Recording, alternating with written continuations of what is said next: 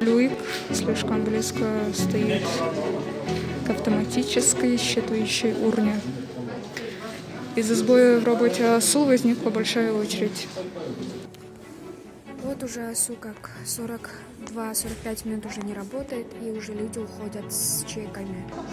Не работает урна, запасной нет.